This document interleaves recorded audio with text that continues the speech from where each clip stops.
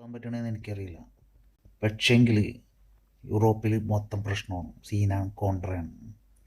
കാരണം മൊത്തത്തിൽ അറിയാലോ ഇവിടുത്തെ പ്രശ്നങ്ങൾ. റഷ്യ തുടങ്ങി വെച്ച പ്രശ്നമാണ്. ആദ്യം തന്നെ ഉക്രൈനിൽ എന്തോരം പിള്ളേരോടെ പഠിച്ചുകൊണ്ടിരുന്നത്, ഇന്ത്യൻ സ്റ്റുഡൻസ്. കൂടുതലും മെഡിസിൻസിന് വേണ്ടിയിട്ടൊക്കെ എത്രയോ പേരോടെ പഠിച്ചിട്ടുണ്ട്. അവരൊക്കെ അവിടെ നിന്ന് ജീവനം കൊണ്ട് രക്ഷപ്പെട്ടു പോയി. അതിനുശേഷം 2 വർഷം അങ്ങനെ പോയി. അതിനു മുമ്പ് ചൈന ഒരു കോവിഡ് ഇറക്കി ലോകം മുഴുവനും താറുമാറാക്കി. പിന്നെ ഒരു രക്ഷാവാതിലായിരുന്നു ഏഷ്യയിലുള്ളവർക്കൊക്കെ സ്റ്റുഡൻറ്റ് വിസയും പിന്നെ ഹെൽത്ത് കെയറിലേക്കുള്ള വിസകൾ. അത് കോവിഡിൻ്റെ ഭാഗമായിട്ട് വന്നതാണ്. അതിൻ്റെ ഇടയിൽ ഇസ്രായേലും പലസ്തീനും യുദ്ധം. അതിൻ്റെ ഇടയിൽ കൂടി ഹൂതികൾ കയറി UK കപ്പൽ കത്തിക്കണം. അതിൻ്റെ ഭാഗമായിട്ട് പലസ്തീൻ്റെ ഭാഗവും ഒക്കെ ഭാഗം പിടിച്ച് യൂറോപ്യൻ രാജ്യങ്ങളിൽ കുടിയേറിയ ആളുകൾ സമരം ചെയ്യാൻ പോയേക്കണം. അവരുടെ രാഷ്ട്രീയപരമായ തീരുമാനങ്ങൾക്കെതിരെ ഇന്നലെ വന്ന നമ്മളെപ്പോലെയുള്ള ആരെങ്കിലും സമരം ചെയ്ത് അവർ വെറുതെ ഇരിക്കുമോ? ഒന്നും ചെയ്യില്ല. അവർ ഡിപ്പെൻഡ് വിസ അങ്ങോട്ട് ക്യാൻസൽ ചെയ്യുന്നത്. അങ്ങനെ UK ആദ്യത്തെ പടി പൊട്ടിച്ചു. സ്റ്റുഡൻറ്റ് വിസയ്ക്കുള്ള അടുത്ത പണി വന്നുകൊണ്ടിരിക്കുന്നു. ഓസ്ട്രേലിയയിലും ന്യൂസിലാൻഡിലും കാനഡയിലും. നേരത്തെ നമുക്ക് വരാനായിട്ട് സ്റ്റുഡൻറ്റ് വിസയിൽ ഏകദേശം ഒരു 3-4 ലക്ഷം രൂപ കാണിച്ചാൽ മതി. ഇപ്പം അങ്ങനെയല്ല, 8-10 ലക്ഷം രൂപ കാണിക്കണം. അത് നമ്മൾ കാണിക്കുക മാത്രമല്ല, പൈസയും കടം മേടിച്ചിട്ടൊക്കെ ആയിരിക്കും വന്നേക്കണം.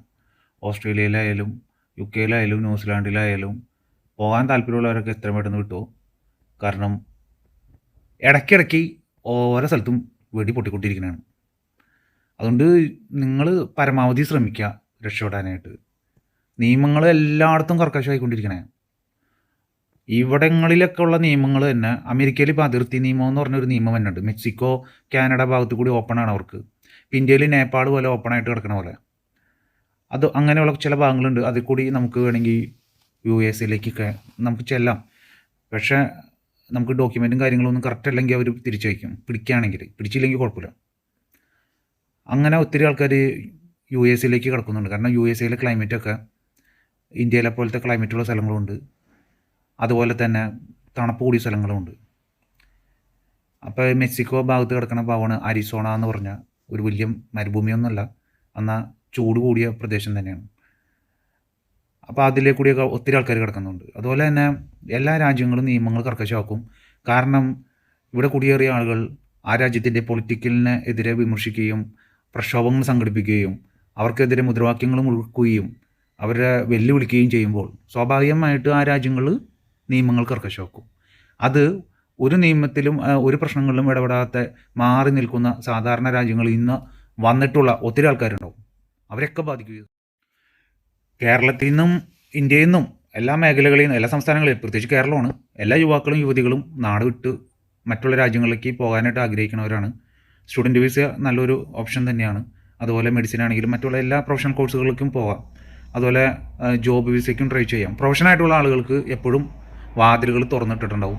അതുകൊണ്ട് നിയമങ്ങൾ ലോകത്തെല്ലായിടത്തും കർക്കശമാക്കണത് ചില ആളുകൾ അത് മിസ്യൂസ് ചെയ്യുന്നു. അതുകൊണ്ടാണ്. അപ്പോൾ നമ്മൾ അവർ പറയുന്ന കാര്യങ്ങൾ, കറക്റ്റായിട്ടുള്ള കാര്യങ്ങൾ ശ്രദ്ധിച്ച് അവർ പറയുന്ന നിയമങ്ങളൊക്കെ അനുസരിച്ച് മുന്നോട്ട് പോയാൽ ചില കൺട്രികൾക്ക് അങ്ങനെയുള്ള, പ്രത്യേകിച്ച് ഇന്ത്യ പോലെയുള്ള കൺട്രികൾക്കൊക്കെ അതിനുള്ള ആനുകൂല്യങ്ങളും കിട്ടും.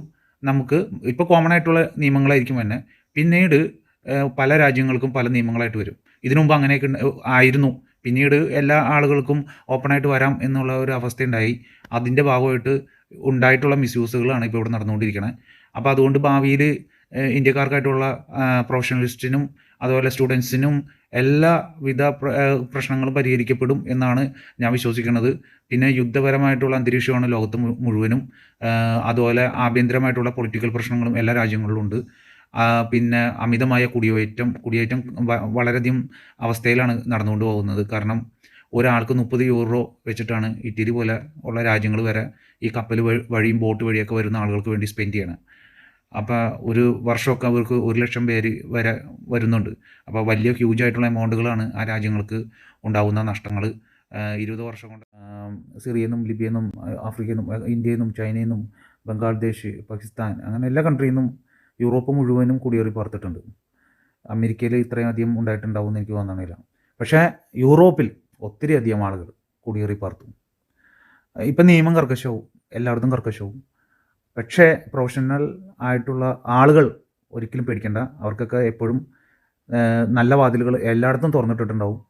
പിന്നെ സ്റ്റാർട്ടപ്പൊക്കെ ചെയ്യാൻ കഴിവുള്ള ആളുകൾ ഇന്ത്യയിൽ എന്തെങ്കിലും ബിസിനസ് തുടങ്ങുകയാണെങ്കിൽ അവരുടെ ആ ഡോക്യുമെൻറ്റേഷനൊക്കെ വെച്ച് അവർക്ക് യൂറോപ്പിലേക്കൊക്കെ കയറി വരാവുന്നതാണ്. കാരണം നല്ല ആളുകൾക്ക് അല്ലെങ്കിൽ നല്ല കഴിവുള്ള വ്യക്തികൾക്ക് എന്നും യൂറോപ്പും അമേരിക്കയൊക്കെ ഓപ്പണായിട്ട് ഉള്ള ഒരു വാതിൽ എപ്പോഴും തുറന്നിട്ടിട്ടുണ്ടാവും. അല്ലാത്ത വാതിലുകൾ അടയ്ക്കുകയാണ്. അത്രേ ഉള്ളൂ സംഭവം. അപ്പോൾ ഡോണ്ട് വറി ഇന്ത്യൻസ്, എല്ലാ വാതിലുകളും നമുക്ക് തുറന്നില്ലെങ്കിലും നമുക്കായിട്ട് തുറന്നിട്ടിട്ടുള്ള വാതിലുകൾ എല്ലായിടത്തും ഉണ്ടാവും. Okay, bye, see U.